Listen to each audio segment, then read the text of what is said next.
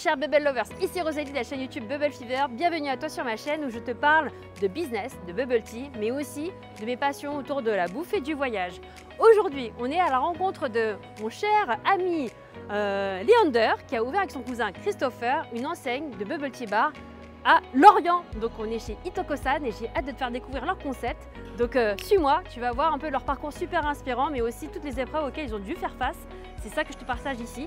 Si tu aimes le contenu de ma chaîne YouTube, n'hésite surtout pas à t'abonner et à liker, partager, commenter pour nous permettre de nous faire connaître auprès de ceux qui veulent concrétiser leurs rêves, également ouvrir un bubble tea bar qui leur ressemble et qui soit rentable. Donc c'est juste là.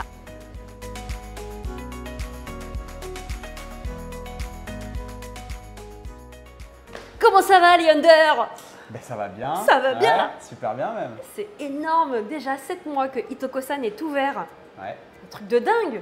Déjà 7 mois, ouais, j'ai l'impression que ça fait 2 et en même temps j'ai l'impression que ça fait 2 ans, tu vois. C'est 2 mois, 2 ans. C'est le sentiment qu'on a et c'est cool. C'est génial. Alors raconte l'effervescence. Comment ça s'est passé? Moi j'ai besoin de savoir parce que je sais que tu avais fait la formation e-learning avec moi, que ton associé et cousin Christo est venu faire le présentiel avec moi. Et du coup, je sais que maintenant, vous avez aussi votre équipe qui est en place également sur place. Donc ça, c'est vraiment un super projet. Et surtout, ce que j'ai beaucoup apprécié, que j'ai senti, c'est que tu avais vraiment cette fibre entrepreneuriale déjà. Bah, moi, je suis issu déjà du commerce de base avec le métier de la coiffure. Oui. Et du coup, j'ai 2 salons de coiffure à Genève. Donc ça m'aide aussi pour tout ce qui va être gestion, tout ce qui va être management, tout ce qui va être animation, tout ce qui va être recruiting client. Tout ça, c'est des choses, c'est assez similaire dans les commerces de base. Ensuite, Christopher, lui, il a une grosse force derrière, c'est que lui, il est dans tout ce qui va être commercial international, donc du commerce international. Donc du coup, lui, il a aussi une gestion auprès des fournisseurs, auprès de la clientèle à satisfaire, auprès de tout ça. Donc ouais, ce que je disais, c'est que toi, tu avais déjà cette fibre entrepreneuriale, vous êtes complémentaires avec ton cousin, Ouais. donc associés tous les deux dans l'affaire. Ouais. Voilà, moi du coup, je suis issu du commerce, issu de la coiffure, 2 salons à Genève, donc du coup, ça m'aide dans tout ce qui va être organisation, managériale, faire plaisir à la clientèle, les recruter. Tout ça, c'est des choses que je maîtrise déjà de base, enfin que je maîtrise, en tout cas que j'essaye. Bah oui, en tout cas, et Christopher, lui, il aura toute cette faculté aussi. Il a un tempérament déjà différent du mien, donc déjà ça, c'est aussi un équilibre qui est super bien. Et lui, il va être super fort dans tout ce qui va être la comptabilité, l'administration, tout ce qui va être vraiment le développement de notre entreprise auprès de la ville, Et ça, c'est vraiment quelque chose c'est vraiment quelque chose qu'il maîtrise très bien. Donc, il est commercial international, donc du coup, il a aussi une faculté de pouvoir parler avec les gens. Donc, du coup, c'est fluide, c'est très agréable. Ah, mais c'est super. Et en plus, c'était un rêve que vous vouliez en fait tous les deux ouvrir quelque chose. Je me rappelle quand on a échangé au téléphone, quand tu m'avais appelé, parce que je sais que tu avais cherché beaucoup de contacts et aussi des personnes qui étaient dans la formation, parce que ça, pour le coup, j'ai aussi en fait bien compris une chose, c'est que toi, tu n'as pas eu d'hésitation à investir dans une formation, un coaching, parce qu'en fait, ce domaine-là qui était le bubble tea, l'agroalimentaire, la restauration, c'est quelque chose que tu connaissais pas forcément. Non. Et tu n'as pas eu peur? Je connaissais en tant que client. Oui. Je ne connaissais pas du tout en tant que professionnel, comment ça fonctionne, qu'est-ce qu'il faut faire. Moi, j'ai découvert un produit, j'ai trouvé ça super et après, c'est parti. Voilà, des fois, il ne faut pas avoir peur. À l'instant où on pense que l'idée est bonne, il faut y aller. Mais quand on n'a pas les compétences, il faut faire appel à des personnes qui l'ont. En fait, c'est l'entourage qui va être décisif dans la réussite d'un lancement. À l'instant où on n'a pas les compétences, il faut mettre son ego de côté. Et moi, je sais faire. Non, je ne sais pas faire. Donc, il faut trouver les gens qui proposent ce service. Il faut se faire accompagner pour découvrir la chose. Et une fois que tu maîtrises le sujet, c'est différent. Là, tu peux parler en connaissance de cause. Mais quand tu n'as pas la connaissance, tu ne peux pas inventer, quoi. Donc, tu peux bricoler, mais tu n'arriveras jamais à un résultat de quelqu'un qui est du métier, qui t'accompagne, voilà. Alors du coup, c'est une question qui m'interpelle moi. J'ai envie d'avoir une réponse là-dessus. Qu'est-ce qui a fait que tu as eu, je sais que tu as fait ce benchmark aussi, tu avais regardé plusieurs opérateurs dans l'accompagnement, dans le métier du bubble tea. Et qu'est-ce qui a fait que tu t'es arrêté, que tu as fait confiance à Bubble Fever Academy? Déjà, un point, c'est la réactivité. Déjà, tu as été une des premières à répondre à ma demande. Donc du coup, tout de suite, il y a eu aussi un feeling. Donc du coup, la réactivité, le feeling, déjà, je me sentais un peu en confiance. La confiance, c'est important quand tu te lances dans une entreprise, quand tu vas avoir des salariés, que tu auras des charges, il faut déjà que tu te sentes bien, parce que sinon, c'est du stress supplémentaire. Donc, si tu te sens mal accompagné et qu'en plus, tu sais que tu as ce stress qui est aussi là et qui va tomber, c'est quelque chose que tu cherches à retirer, en fait. Donc déjà, il y a eu ça. Après, derrière, toute ta pédagogie, voilà, ton encadrement, tout ce que tu avais proposé sur tes visuels YouTube, tout ce que voilà, voilà, tu te dis c'est solide, c'est à peu près ce que je recherche en philosophie, c'est bon, ça match quoi. C'était principalement ça. Voilà, la réactivité, l'encadrement, le Écoutez-le dynamique. bien, Ouais. on est réactif et Ouais. on encadre. Non, mais c'était hyper important parce que tu vois, puis moi je suis quelqu'un. Ah oui, moi, t'es cash. Hein. Puis moi je suis sur le feu tout le temps. Ouais, bah Donc oui. du coup, tu as quelqu'un qui te répond, tu as quelqu'un qui Ouais. te rassure. Et j'avais vu en plus tu vois, que comme tu es en plus, c'était profil entrepreneur, là pour le coup, je savais que les questions que tu me posais, c'était hyper complexe. Ouais. C'est pas comme, comment dire, quelqu'un qui ne connaissait pas le métier du business. Ouais. C'est-à-dire que le business, tu connaissais déjà, je l'avais bien senti. Et c'est vrai que les questions que tu posais, elles étaient pointues. Ouais, Donc je pense que… Moi, ce qui m'intéressait, c'était surtout comment on fait un bubble tea quoi, et quel circuit je dois mettre en place pour que ça fonctionne le mieux auprès de mon entreprise, de mon staff, de mes clients. Et ça, moi, j'ai pas de recul. Quelqu'un me demande d'ouvrir un salon de coiffure, je l'accompagne. facile. Mais quelqu'un à l'époque m'aurait demandé d'ouvrir un bubble tea, je pouvais rien dire. Quoi. Bah Donc, oui.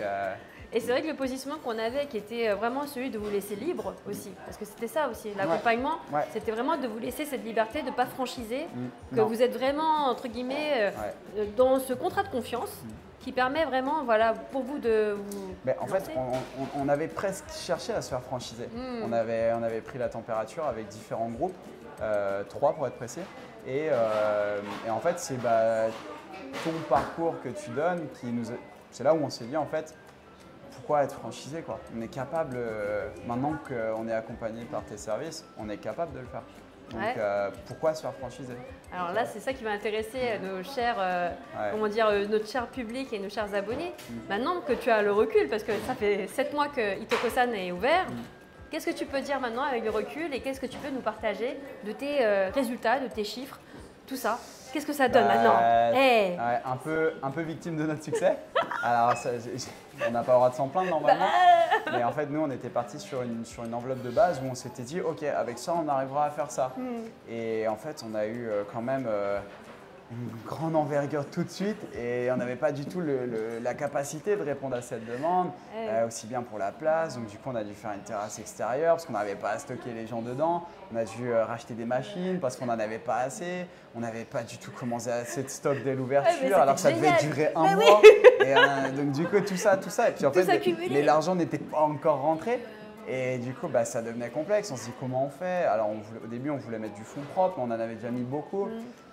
On s'est dit non, il faut arrêter le fonds propre, maintenant il faut qu'on trouve des solutions. Donc en fait, on a demandé à la banque de nous allonger un peu plus que ce qui était prévu. Mais c'est surtout qu'ils ont vu les performances aussi. Ils ont vu les performances, ils nous ont demandé 6 mois et là depuis un mois, ils nous ont…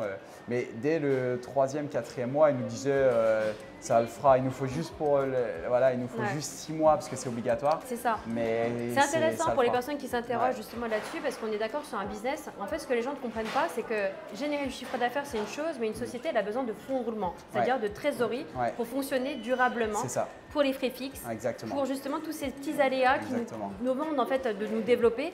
Et ce cash flow en fait qui est nécessaire quand on le génère, il ne revient pas tout de suite. Donc il faut vraiment avoir plus d'allonge pour pouvoir faire fonctionner. Et ça, sur la partie gestion, donc toi c'est facile, on en parle ouvertement parce que tu es déjà entrepreneur par ailleurs. Moi je suis à l'aise avec tout ça, tout ce qui est finance, tout ça, j'ai pas de problème parce qu'il n'y a rien de secret. En soi, les prix sont les mêmes pour tout le monde. Exactement. C'est quand tu dois acheter du mobilier, quand tu dois acheter ça, c'est que ce soit moi ou quelqu'un d'autre, on perd la même chose finalement.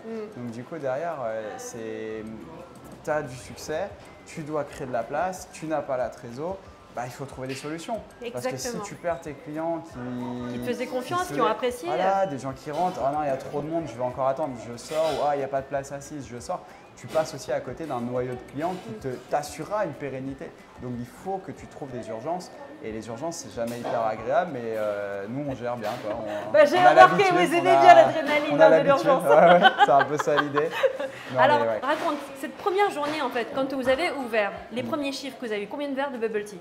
Oh là, je sais pas, là tu me poses une tuile. C'est Christo le comptable. Le comptable, oui, mais Christo, il n'est pas là, on l'attend. Mais on pense pas à toi, Christo. Ah, Christo, c'est le comptable. Je sais plus exactement. Je sais, moi, il me l'a dit. Ah ouais tu vois.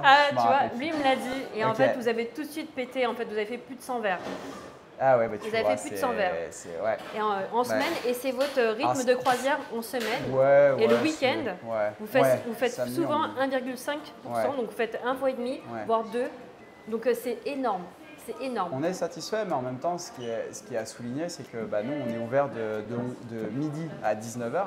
Et nous, 85% de notre chiffre d'affaires, il va être fait à partir de 15h30, 16h, jusqu'à la fermeture. Donc nous, de midi à 15h30, on se regarde quoi.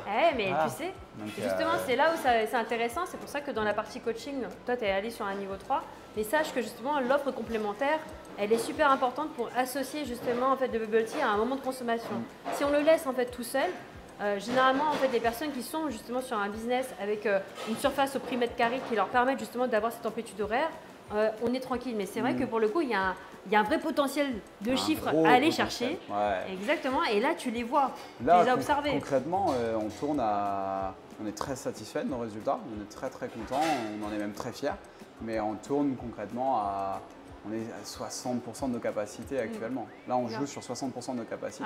On a encore 40% à performer et c'est pas grand-chose. C'est pas grand-chose.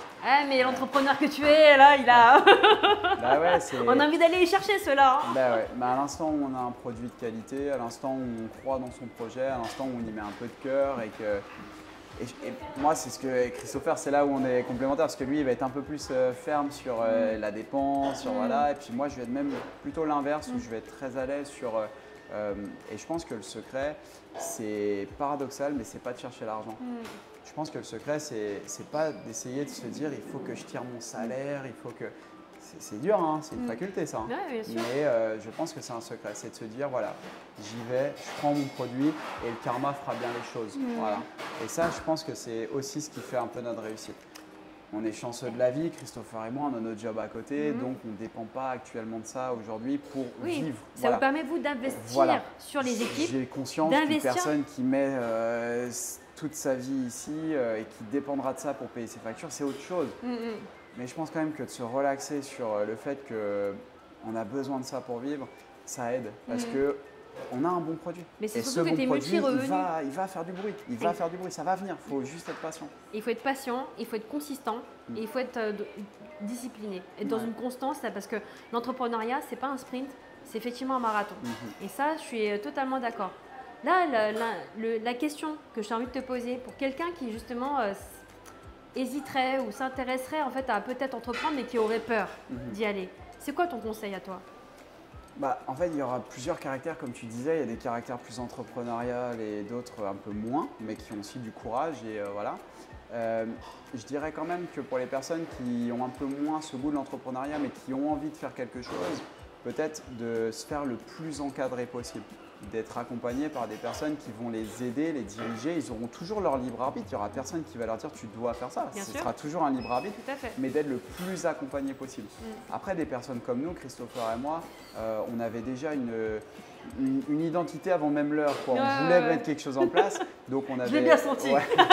Donc du coup, nous, on voulait être accompagné de personnes pour notre produit. Donc du coup, Bubble Fever.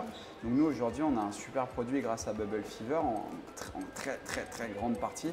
Et donc du coup, on y a quand même ajouté notre touche, c'est important. C'est ce que tu dis aussi dans tes vidéos. Donc, toi, tu donnes une base et après, nous, on la prend ou on la prend pas. Donc voilà. Et on est super content de ça. Parce que les retours, ils sont unanimes.